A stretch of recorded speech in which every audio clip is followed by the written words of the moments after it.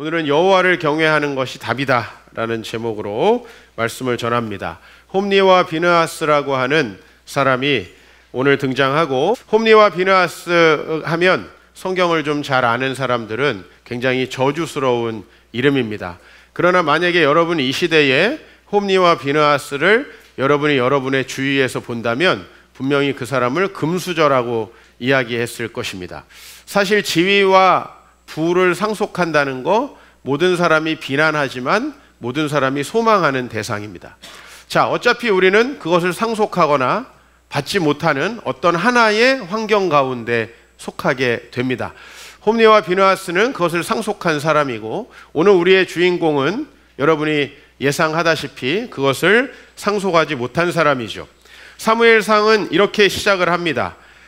엘가나라는 사람이 매년 자기 성읍에서 나와서 실로에 올라가 만군의 여호와께 예배하며 제사를 드렸습니다. 요즘 우리로 말하면 교회를 갔다라고 할 수 있겠죠. 그런데 거기에 엘리라고 하는 대제사장이 있고, 그리고 두 아들 홈리와 비느하스가 여호와의 제사장으로 거기에 있었습니다. 물론 이때의 제사장을 상속하는 거 너무 당연한 겁니다. 우리 21세기의 윤리로 볼 수 없는, 이것은 너무나 당연하고 정당한 일이었는데, 어쨌든 엘리의 두 아들이 홈리와 비느하스가 여호와의 제사장으로 있었다라는 것이죠. 그런데 우리가 보통 이렇게 부와 명예와 권력을 상속을 받게 되면 그것이 자기가 스스로 얻은 그런 사람들보다 그 사람들에게 악영향을 미치고 윤리의식을 약화시키는 경향이 있죠. 그럴 때 누구의 역할이 중요하냐면 부모의 역할이 중요합니다. 그런데 그 아버지는 어떻게 했느냐? 오늘 하나님께서 그 아버지인 엘리에게 이렇게 책망을 합니다. 너희는 어찌하여 내가 내 처소에서 명령한 내 재물과 예물을 짓밟았느냐? 그리고 내 아들들을 나보다 더 중히 여겨 내 백성 이스라엘이 드리는 가장 좋은 것으로 너희들을 살찌게 하였느냐라고 책망을 합니다. 엘리라는 사람이 그러면 이 자녀들을 책망하지 않았느냐? 오늘 여러분들이 말씀을 읽을 때 이런 말씀이 있어요. 내 아들들아 그리하지 말라. 내게 들리는 소문이 좋지 아니하니라. 이 정도는 다 한 거예요.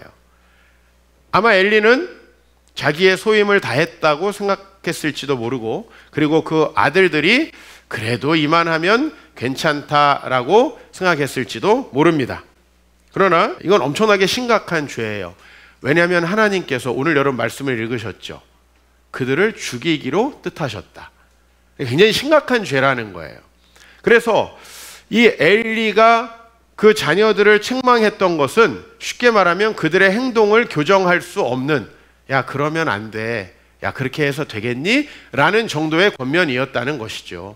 결국은 그들을 막지 못했고, 이 아버지는 악을 용인하는 그런 아버지가 되었다. 하나님 앞에 그렇게 악을 용인하는 아버지로 오늘 인정받습니다. 그래서 내 아들들을 나보다 더 중요하게 여겼다라고 이렇게 이야기를 하고 있습니다. 그렇기 때문에 이들의 권력과 부는 제어 불가능했는데요. 오늘 2장 15절을 보면 기름을 태우기 전에 제사장의 사환이 와서 제사 드리는 사람에게 이르기를 제사장에게 구워 드릴 고기를 내라라는 거죠. 여러분, 하나님께서 이 명령하신 제사에 5가지 종류가 있습니다. 그런데 그 중에 4가지의 제사는 짐승을 들여서 하는 제사예요. 그 짐승을 들여서 하는 제사 중에 또 3가지는 다 태워서 드리는 게 아니라 그 제물의 일부만을 태워서 드리고, 나머지는 제사장과 제사를 드리는 사람과 성중에 가난한 사람을 위해서 하나님이 돌려주세요. 그러니까 사실 그 제물은 일부를 제사장이 갖는 것이 원래 맞는 겁니다. 율법으로도. 왜? 제사장은 일을 하지 않으니까 직무를 통해서 발생하는 예물 중에 일부가 제사장의 먹을 것이 되는 것은 맞아요. 그런데 오늘 여기는 어떻게 하고 있죠? 제사를 드리기도 전에 야 이건 어차피 내 거다 이거죠. 이건 어차피 내 거. 이건 굉장히 다른 거예요. 그죠? 그래서 그 예배 드리는 사람이 그게 아니죠. 제사장님, 기름을 먼저 태운 후에, 왜냐하면 보통 돌려주는 제사, 화목제라든지 속죄제 같은 제사는 이 살이나 그리고 살이 가장 많은 부위가 어디예요? 여러분이 도축을 해보시지 않았겠지만 짐승을 잡아보면 다리와 붙어있는 살, 그러니까 보통 우리가 이 몸통이 있을 것 같지만 몸통은 별로 살이 없어요. 우리도 내장을 싹 빼려면 살이 없어요. 다리와 붙어낸, 저도 다리와 이 허리 아래쪽이 굉장히 살이 많잖아요. 그쪽이 가장 살이 많고 보통 그쪽을 제사장에게 주거나 또 가난한 사람을 위해서 사용하는 것입니다. 그런데 그러면은 그렇게 하기 위해서는 기름 부위나 하나님께서 명령하신 부위를 태워야 되는 거예요. 그것을 예배자는 알고 있어요. 예배자는 기름을 태운 후에 원하는 대로 가져가시오. 그런데 제사장은 뭐라고 얘기해요? 사환을 시켜서 지금 나에게 내놔라 라고 하는 거죠. 제어가 불가능한 그런 권력과 부를 이 종교인이 탈취하고 있습니다. 자, 그런데 그들과 함께 있게 된 사람이 사무엘이죠. 그죠? 우리가 지난주에 한나라는 사람이 그 사무엘을 성전에 바쳤다. 그렇게 한나가 사무엘을 바친 이후에 이런 말씀이 있죠. 그의 어머니가 매년 드리는 제사를 드리러 그의 남편과 함께 올라갈 때마다 작은 겉옷을 지어다가 그에게 주었다. 사실 사무엘은 어머니가 한 1년에 두세 차례 성전인 실로에 올라와 가지고 자기에게 옷 건네주는 것 이외에 어떤 다른 돌봄을 받지 못합니다. 사실 우리 부모님의 돌봄이 중요하다. 부모가 돌봄이 부족하면 뭐 이렇게 나중에 애정결핍이 생긴다는 등 많은 이론들이 있어요. 사무엘 어떻게 된 거죠? 그죠? 사무엘은 정말 그 모든 것에 해당합니다. 두 번째로 이 사무엘은 부모의 돌봄이 없었을 뿐만 아니라 나쁜 본보기가 있어요. 먼저 사무엘이 스승으로 섬겼던 엘리 제사장, 그는 사무엘의 어머니가 마음이 힘들어서 주님께 와서 기도할 때 그 여자에게 이렇게 얘기했어요. 내가 언제까지 취하여 있겠느냐, 포도주를 끊으라. 그 사람이 너무 마음이 힘들어서 간절히 기도하는 것을 보고 이 여자가 술이 취해가지고 제정신이 아니구나. 누가 제정신이 아니에요? 그런 영적인 상태에 있는 제사장 밑에 있었다는 겁니다. 게다가 엘리가 온 아들들이 이스라엘에 행한 모든 일과 회목문에서 수종드는 여인들과 동침하였음을 듣고, 사실은 예나 지금이나 스캔들은 두 가지로 압축되는 거예요. 그렇죠? 돈과 성.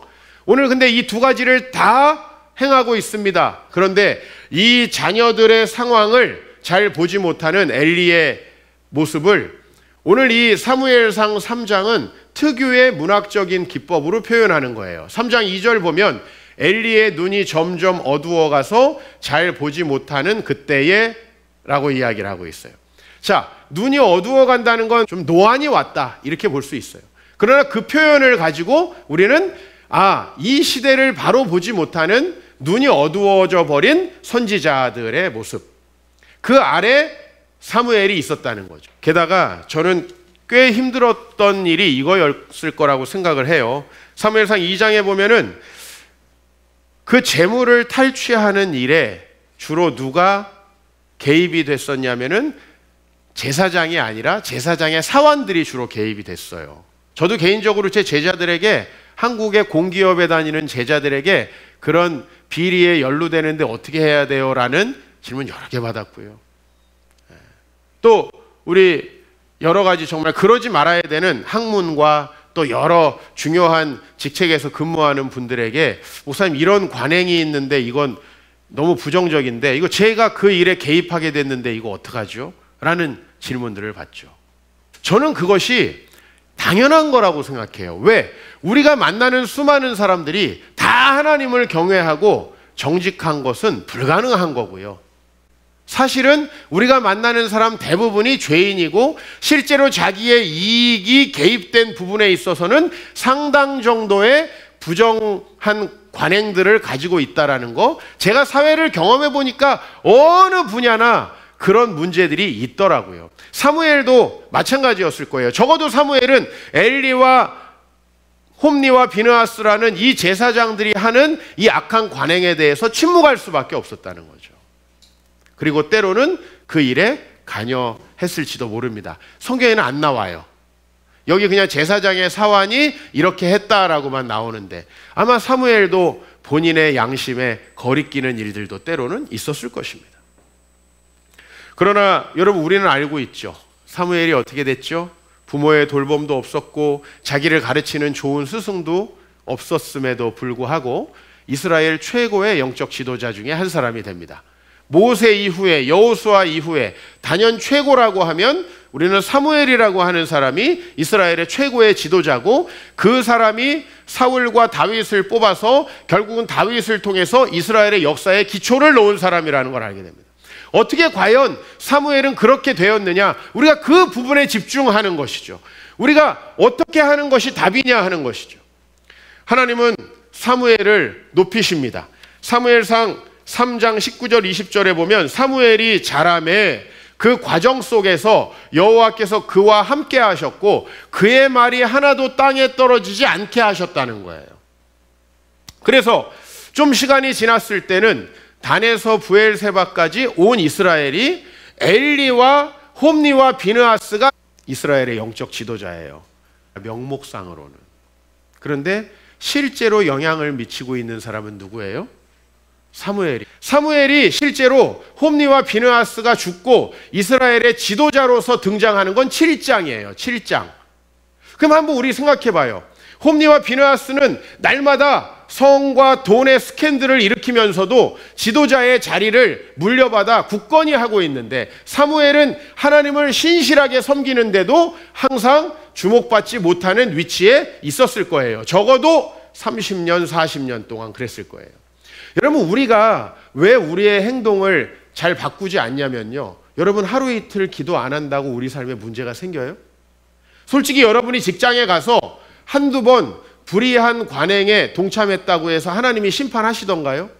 아닐 겁니다. 그러나 시간이 30년, 40년 지나면 그 결과가 나타나죠. 어떤 일이 나타났죠? 사무엘이 번제를 드릴 때 7장에 보면 이런 말씀이 있어요. 블레셋 사람이 이스라엘과 싸우려고 가까이 오매. 여러분이 사무엘상을 읽을 때는 그냥 항상 사무엘상은 블레셋과 전쟁 중이었다고 보면 돼요. 사무엘이 번제를 드릴 때, 즉 사무엘이 이스라엘의 지도자가 되었을 때 블레셋 사람에게 하나님께서 큰 우레를 발해서 그들을 어지럽게 해서 그들이 이스라엘 앞에서 패했다고 돼 있어요. 여러분, 사무엘상 전체에서 블레셋이 이스라엘에게 패한 건 이때밖에 없어요. 이건 군사력은 누가 좋았다는 거예요? 블레셋이 좋았다는 거예요. 그런데 하나님께서 사무엘이 사역할 때 이스라엘을 도와주시는 방식으로 사무엘을 세워가시는 거죠.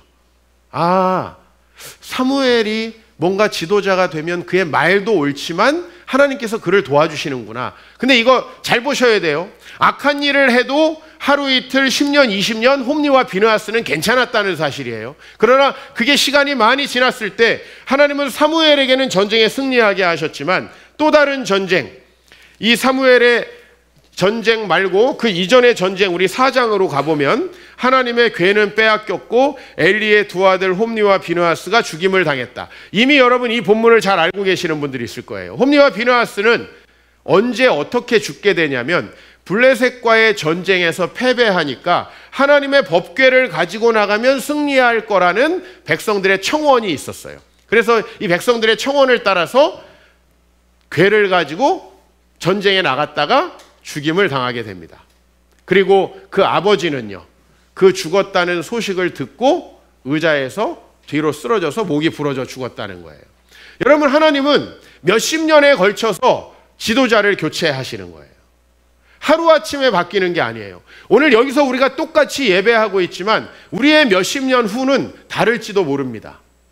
우리가 엘리처럼 자녀들을 키우고 홈리와 비느하스처럼 내가 받은 것들을 누리면서 하나님을 경외하지 못하면 똑같이 예배를 드리고 똑같이 우리가 신앙에 헌신하는 것처럼 보이지만 우리의 미래가 다를 수밖에 없다는 거예요. 여러분, 저는 오늘 이 말씀을 통해서 저와 여러분들이 사무엘이 그러면 어떻게 그렇게 되었는지를 보십시다. 사무엘은 쉽게 말해서 금수저 아니었다는 거예요. 사무엘은 또 좋은 본보기가 있었던 것이 아니었다는 거예요. 여러분, 사람은 흔히 좋은 본보기가 있으면 따라할 것 같죠. 실제로 그렇지 않은 경우가 굉장히 많이 있다는 걸 알아야 돼요. 실제로 너무나 신실한 사람을 내가 선생님으로 두고 있으면 나도 신실할 것 같지만 꼭 그렇지는 않다는 거예요. 게다가 이 시대에 기자들이 많이 보도하는 또 신문으로 내는 기사가 뭐예요? 이제 계층 간 이동 어려워졌다. 이제 개천에서 용 안 난다. 천만의 말씀입니다. 그건 하나님이 하시는 일이에요. 저는 이 시대에도 여전히 하나님이 질서를 바꾸실 때 개천에서 용이 나게 하신다는 거예요. 저와 여러분들이 볼 때에 우리가 분명히 이 시대에 아주 크고 높고 많은 권세를 가진 사람들이 이 세상을 바꿀 것 같지만 역사가 보여줘요. 큰 권세를 쉽게 취한 자들은 부패해서 멸망한다는 걸 보여줘요. 그게 인류 역사의 증거예요. 그리고 그들과 함께 있으면서 고통당했던 사람들이 신실하게 하나님을 섬겼을 때 그 역사의 주인공으로 거듭나게 되는 걸 우리는 봐요. 사무엘은 도대체 왜 세워졌습니까? 바로 여호와를 경외하는 것입니다. 우리는 사무엘이 어머니 아버지가 글을 놓고 갔을 때 어떻게 했는지를 봐야 돼요. 사무엘상 2장 18절 본문을 보면 사무엘은 어렸을 때 세마포 에봇을 입고 여호와 앞에서 섬겼다. 즉 이것이 어느 본문이냐면 사무엘을 성전에 두고 부모님은 돌아갔다 라고 하는 본문 다음에 있는 본문이에요. 사무엘의 삶의 특징을 한 가지로 설명해요. 원래는 사무엘이 어때야 정상이에요? 엄마 보고 싶어서 맨날 울었다. 우리 이렇게 해야 정상 아니에요? 그렇죠? 엄마 아빠가 통제하지 않으니까 막 컸다. 게다가 홈리와 비느하스를 닮아가지고 나중에 지도자가 됐을 때 계속해서 스캔들이 이어졌다. 뭐 이렇게 돼야 정상 아니에요. 이게 우리의 상식이에요. 그러나 사무엘은 여호와 앞에서 섬겼어요. 저는 이 말씀 속에서 여러분에게 드리고 싶은 게 자기의 처지와 상황을 비관하지 않는다는 거예요. 여러분 제가 2009년도에 훈련이라는 책의 원고를 쓰고 그게 2010년에 출간이 됐어요. 제 훈련이라는 책의 첫 번째 장이 뭐냐면 환경이라는 거예요. 제가 왜 그거를 첫 번째 장에 쓰고 여러분들하고 나누게 됐냐면 그때 제가 개척한 지 3년 됐을 때입니다. 아니 주변 사람들이 제 목회에 대해서 물어보고 제 스스로도 뭔가가 안 된다고 생각을 하면 저에게 제일 먼저 핑계로 입버릇처럼 나오는 게 뭐예요? 개척교회라 라는 거예요. 개척했기 때문에. 근데 우리는 집단적으로 이런 핑계병에 걸려 있어요.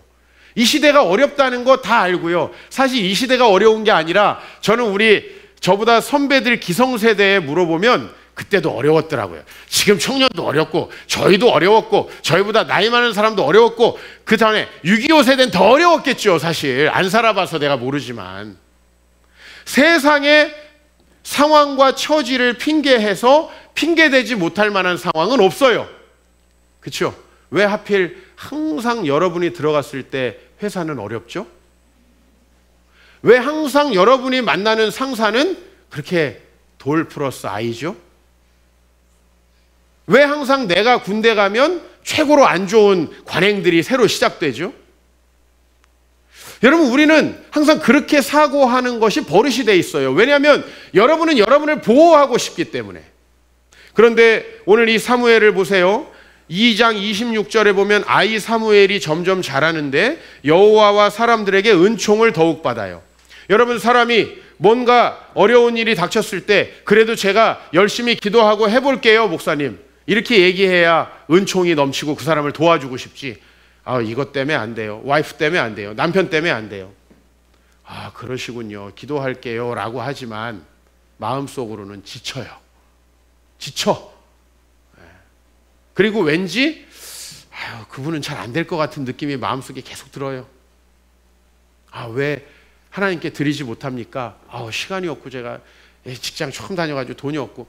끝까지 마찬가지예요. 왜 기도하지 못합니까? 직장에 일이 많고. 사실 우리 죽을 때까지 시간의 여유가 생기지 않을 거예요.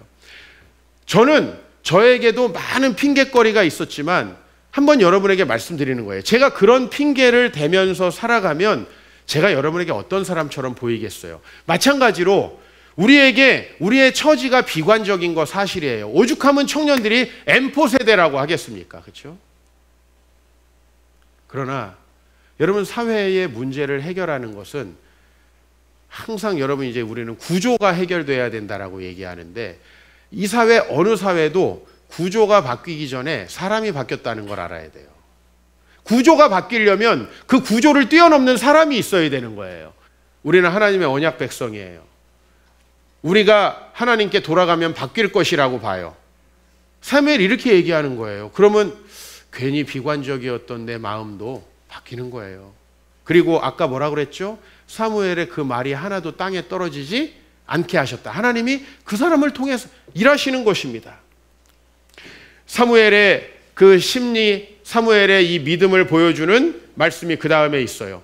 여호와께서 다시 사무엘을 부르시느니라. 하나님께서 뭔가 있잖아요. 뭔가 그런 느낌이 있잖아요. 하나님께서 우리에게 뭔가 말씀하시고 특별하게 우리에게 뭔가 시키시는 그런, 이거는 사실은 종교의 영역이기 때문에 말로는 잘 설명이 안 돼요.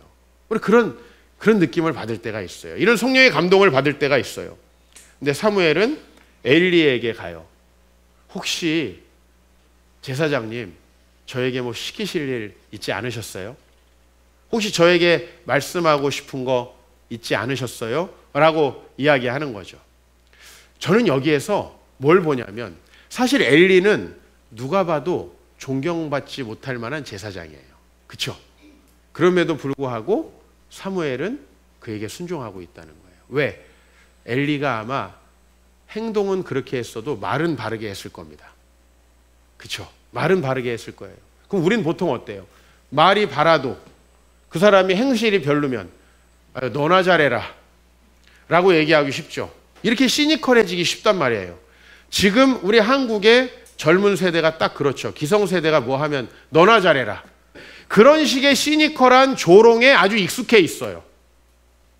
그리고 그 사람을 욕하면 세상이 바뀔 줄 알아요. 세상은 욕으로 바뀌는 게 아니에요. 나의 신실한 행동으로 바뀌는 거예요. 직장에 들어가서 여러분이 사장을 욕해서 회사가 바뀌는 게 아닙니다. 내가 내 자리에서부터 변화를 일으켜야 돼요.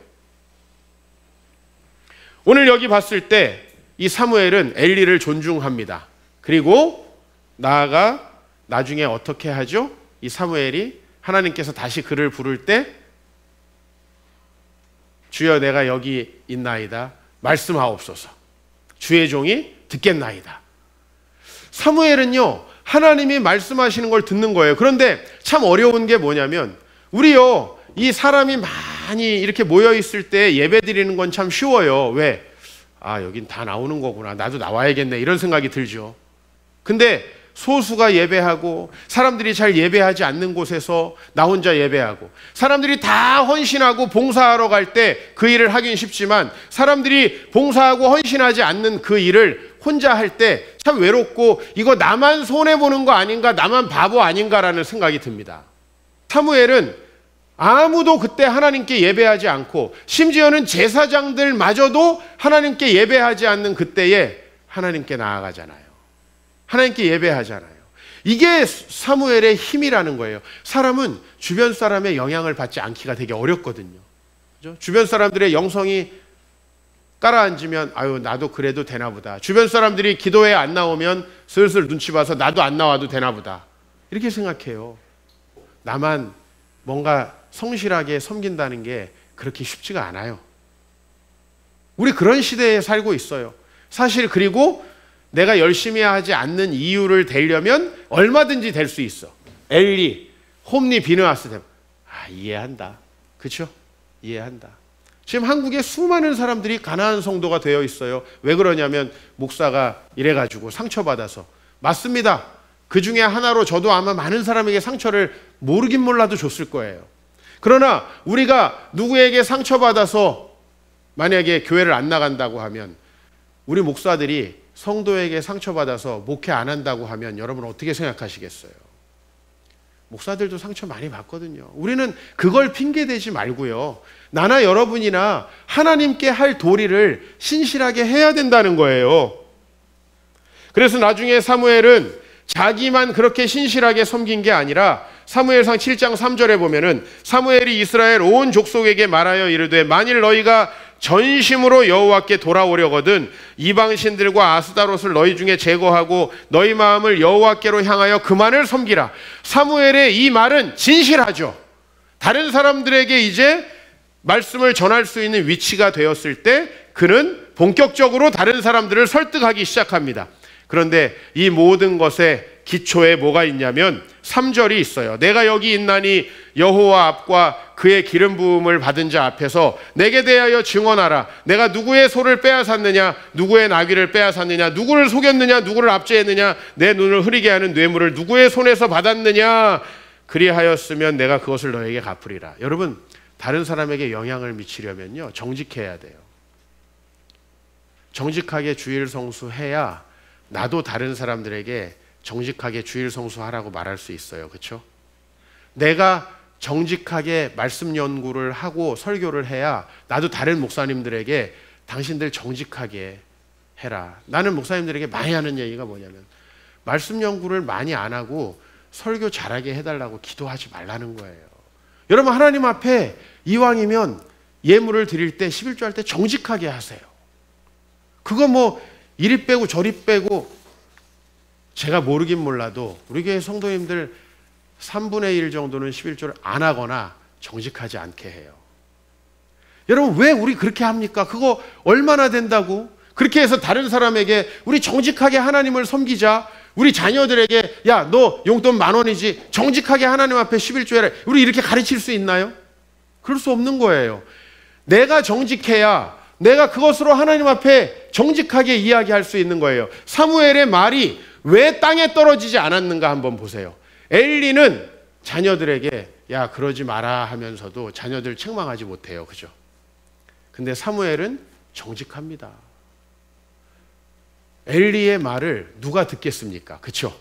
자기 자녀도 신실하게 가르치지 못하는데 누가 듣겠어요? 근데 사무엘은 오늘 뭐라 그래요? 그 권리를 가지고 너무나 홈리와 비느하스와 대조되잖아요. 누구에게 소를 빼앗고 나귀를 빼앗고 속였냐? 누구를 압제하고 뇌물을 받았느냐? 백성들이 뭐라 그러죠? 당신이 우리를 속이지 아니하였고 압제하지 않았고 누구의 손에서든지 아무것도 빼앗은 것이 없습니다라고 얘기하죠. 이 시대에 우리는 좋은 본보기들이 없는 세상을 살고 있어요. 사실 본보기가 없어서 저도 굉장히 힘들었습니다. 물론 분야별로 잘한 분들 많이 계세요. 저도 많은 분들에게 배웠던 게 사실이에요. 그러나 사실은 좋은 본보기를 제가 교회에서 봤냐 하면 저도 별로 그렇지 못했어요.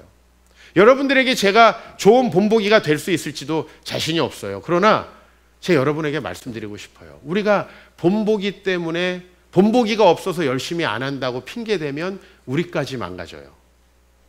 다른 사람이 그러하니까 나도 그런다 하면 우리까지 망가져요. 우리 요즘에 입진보, 입으로는 정직하고 성실해야 되고 부정부패 조금이라도 있으면 뭐라고 하지만 자기는 부정하게 실업급여 타고 자기는 부정하게 세금 탈루하는 젊은이들 얼마나 많습니까? 입진보들로는 세상이 바뀌지 않습니다. 정직하게 자기 인격으로 하나님을 경외하는 사람을 통해서 세상이 바뀌는 겁니다. 저와 여러분들과 여러분들의 자녀들이 이 세상을 바꾸길 원합니까? 우리 CSC에서 공부를 잘한다고 아이들이 세상을 바꾸진 못해요. 왜? 이 시대에 우리보다 영재, 예수 안 믿고도 영재고등학교 가는 사람이 수도 없이 많아요. 우리나라가 그 사람들 때문에 조금이라도 바뀌나요? 그렇지 않거든요. 정직하게 하나님을 경외하고 다른 사람이 그러지 않을 때에도 새로운 본보기를 만들 수 있는 우리 교회에 다니는 자녀들이 뭔가 이 세상을 바꿀 수 있는 지도자가 되길 원해요. 그 아이들이 자기들 먹을 것, 입을 것, 작은 것들 모아가지고 정말 선교지에 보낼 수 있는 아이들 되길 원해요.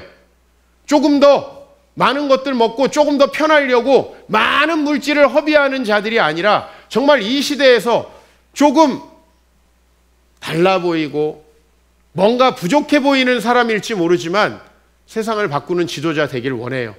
어떻게 보면 사무엘은 우리의 이 시대에 본을 보여주는 사람이에요.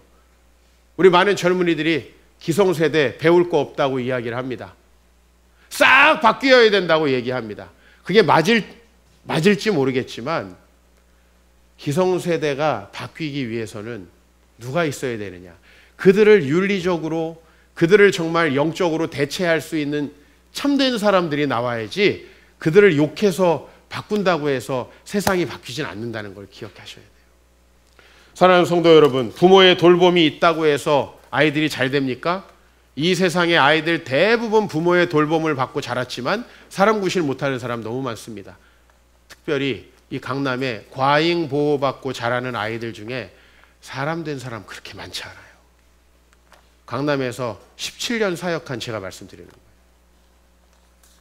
부정적인 환경에 노출되면 다 망가진다고요? 오히려 그렇지 않아요. 부정적인 환경은 사람에게 개혁 의지를 심어줄 수 있어요.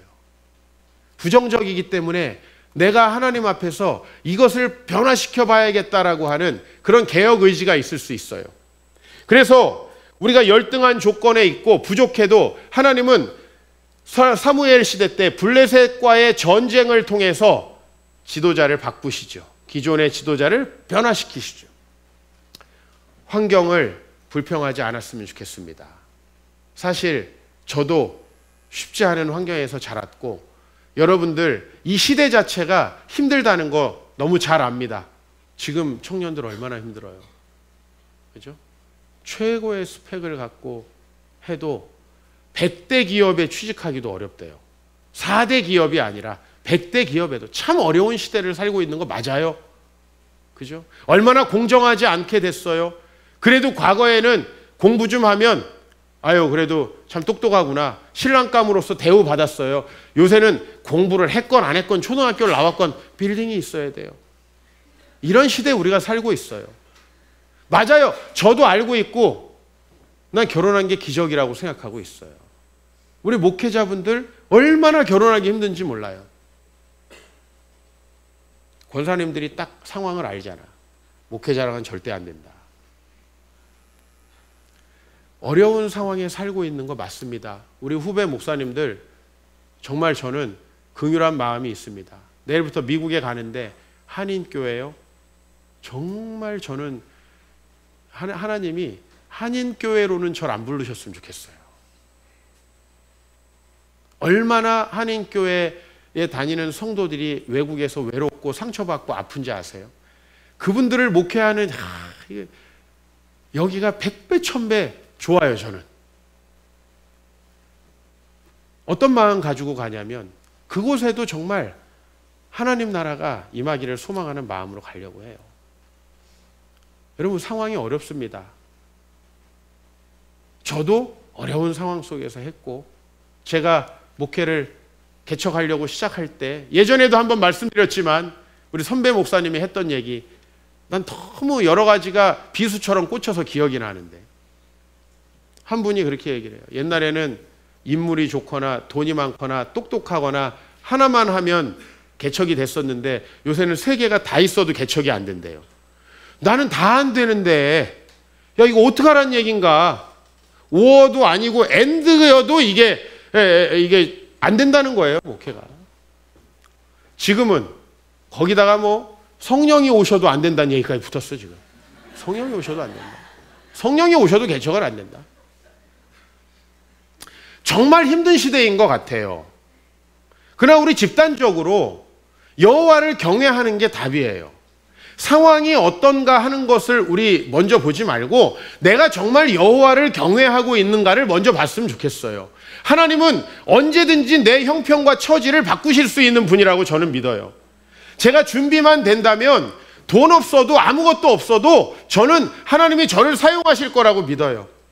지난 10년 동안 미치듯이 일할 수 있었던 것도 여러분 사람이 열심히 일하려면 그렇게 일하면 그래도 뭔가 성과물이 있을 거라고 생각이 돼야 일할 수 있잖아요. 제 마음속에 그런 확신이 있어요. 열심히 하면 뭔가 되겠지. 여전히 우리가 지하 본당을 벗어나지 못하고 있더라도 이건 저에게 별로 중요한 문제가 아니에요. 하나님이 상황을 바꿔주시면 한순간에 되는 거예요. 이거는 그냥 아무 노력도 안 하면서 기적을 바라는 게 아니라 사무엘처럼 철저하게 누구의 소나 낙이나 재물들을 빼앗지 않으면서 처지를 비관하지 않으면서 하나님을 바라보면 아무도 예배하지 않는 그곳에서, 아무도 헌신하지 않는 그곳에서 하나님께 예배하고 헌신하는 자가 있다면 하나님이 사용하신다는 거예요. 지금 우리가 어려운 이유는 시대가 안 좋기 때문이 아니에요. 더 정확히 말하면 시대가 안 좋은 데다가 우리가 하나님도 경외하지 않기 때문이에요. 정확히 말하면. 그러나 여전히 하나님의 답은 똑같습니다. 여호와를 경외하는 것이 답입니다.